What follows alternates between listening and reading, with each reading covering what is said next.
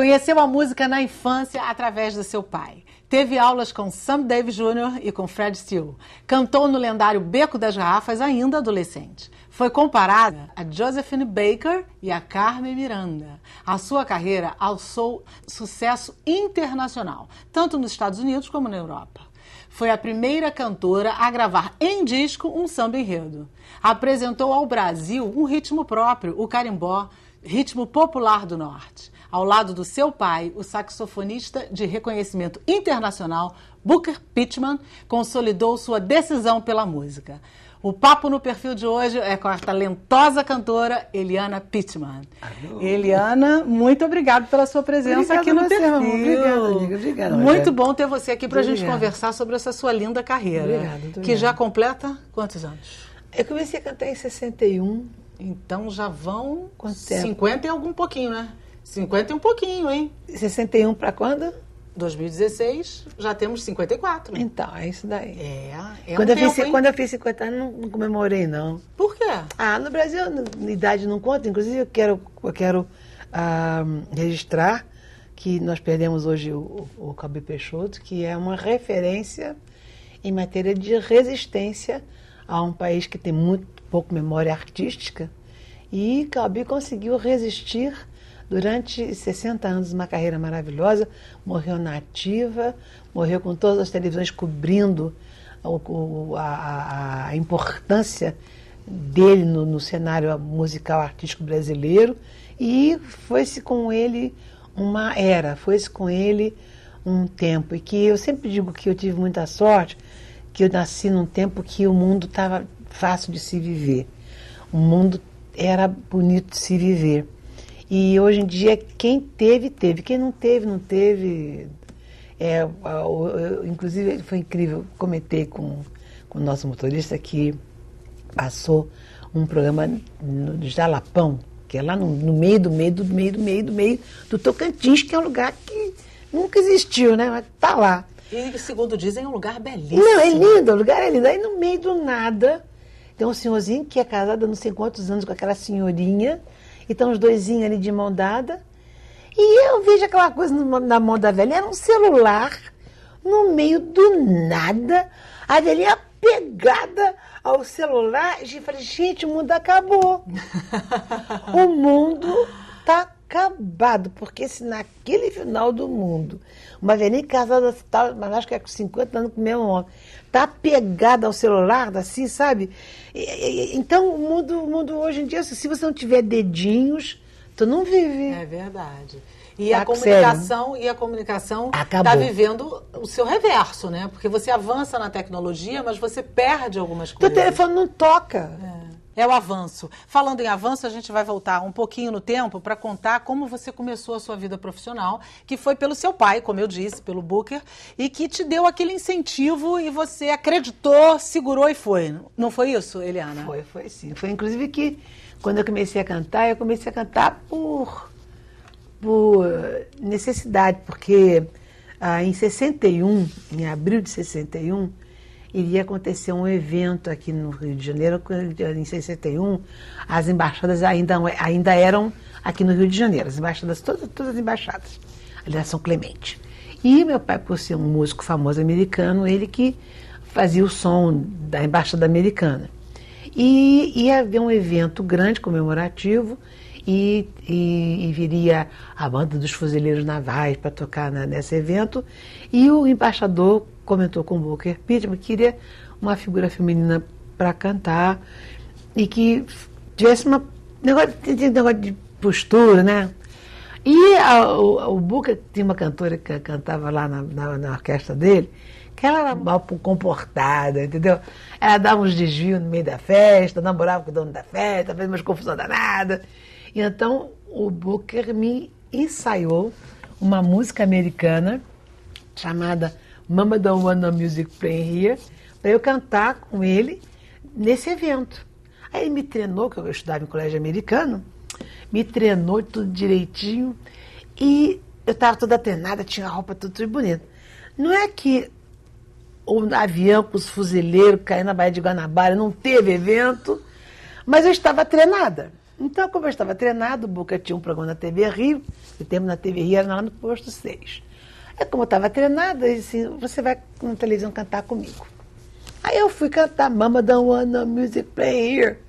Cantei a música, foi incrível. A secretária do César de Alencar viu na televisão e chamou, Boca, mas tua filha canta tão bonitinho, traz ela para cantar sábado agora no César de Alencar. A minha cara de pavor, mas eu encarei e cantei. Aí eu comecei a cantar, não parei mais. Tomou gosto pela coisa. Gosto mesmo, só veio quando ele ficou doente. É? Porque eu cantava legal, ele se preocupava em me dar professor de canto, ele me preparava, entendeu? E ele se deu conta que eu sabia cantar porque quando ele treinava, ele tocava LPs assim da Ella Fitzgerald, da Sarah Vaughan, e eu escutava e repetia aqueles bebaps da Ella, da Sarah. E eu sempre digo que os meus primeiros professores de canto foram Ella Fitzgerald, Sarah Vaughan, Lena Horne. Começou bem, né? Começou bem. E você gostava do som que ouvia? Claro, pô, com certeza. Tanto que tem muita gente que acha que tem a audácia, a ousadia de dizer que eu canto melhor em inglês do que em português.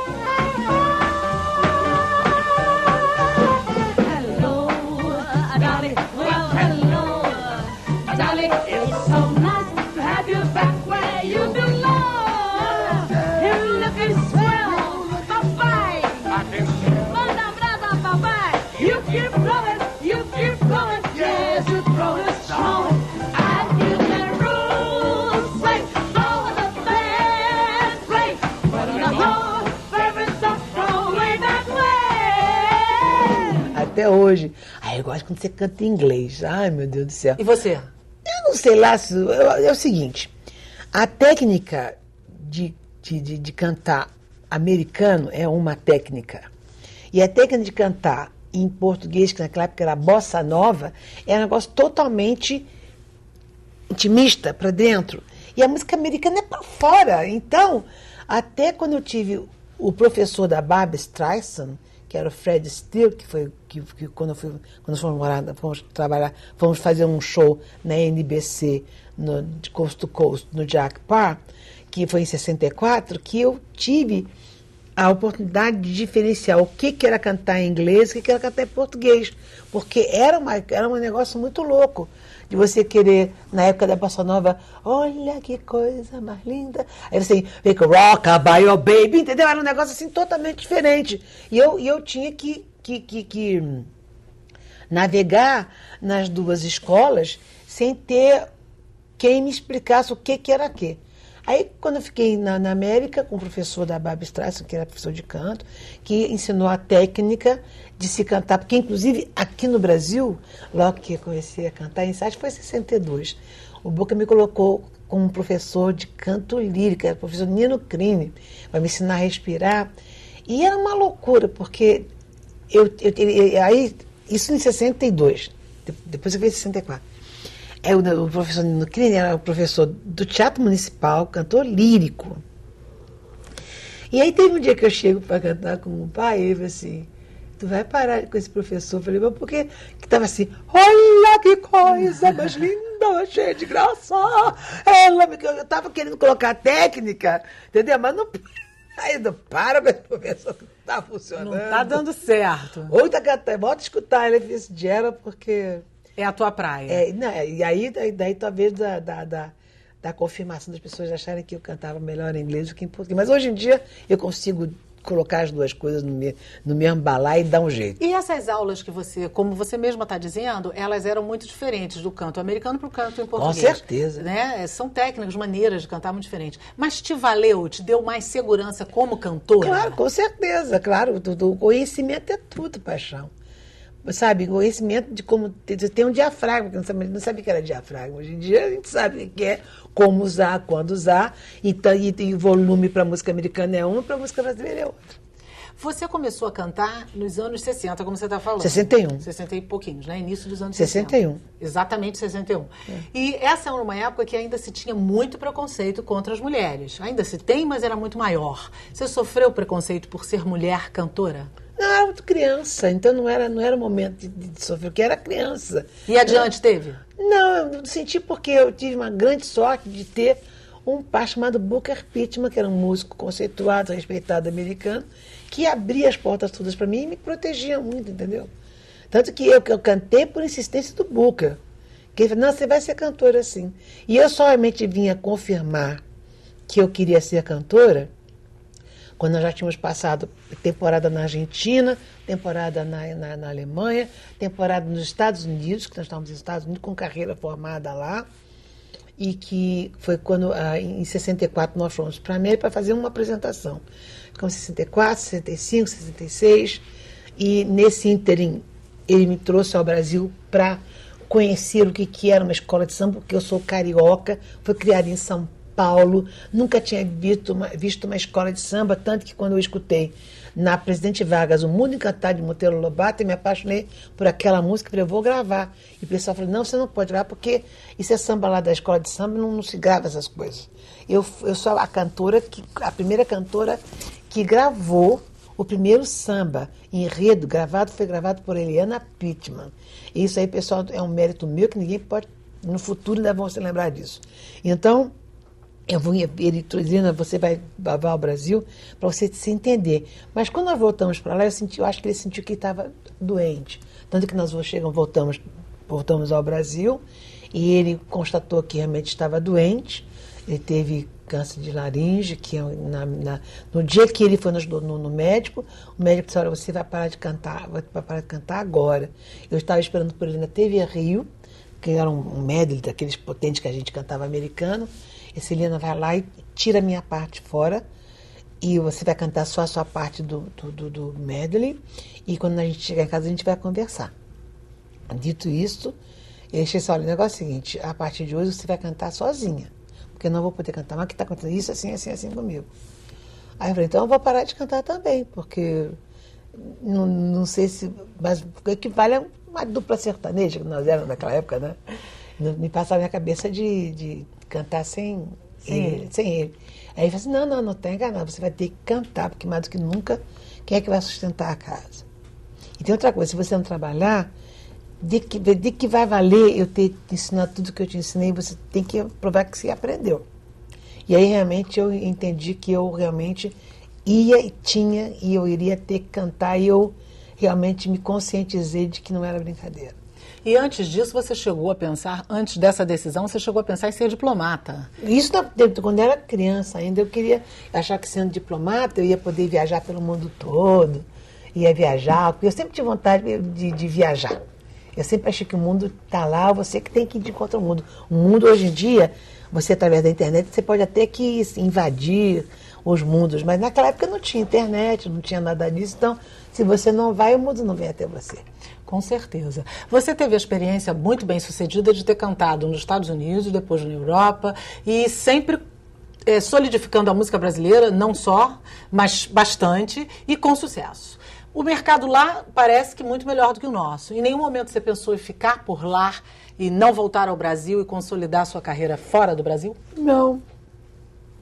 Não, incrível que pareça, não. Tanto que quando o Booker faleceu, eu tive chance de voltar para a América e eu não quis. Eu falei, não quero ir para a América, porque tinha aquela coisa de ter achado que meu pai tinha ficado doente lá. Aí eu fui morar em Paris, a gente morava em Paris, e naquela época era muito mais televisão do que disco. Então, inclusive hoje em dia, se você acessar no YouTube, tem programas que eu fiz na Europa maravilhosos. Televisão italiana. Tem uns que eu precisava recuperar, que foram feitos na televisão alemã, que são especiais, tipo videoclipe, sabe? Feito em Gastad, no meio da neve, aquela neve incrível, era muita neve, e eu com uma roupa toda transparente, toda assim de coisa de volta. Aí me colocaram num lugar, me colocaram num lugar assim no alto, e eu comecei a afundar, que a neve estava tão fofinha, para me catar lá no meio. Eu estava afundando no meio da neve, menino. E cantando. E filmando, entendeu? E tava... Muito doido.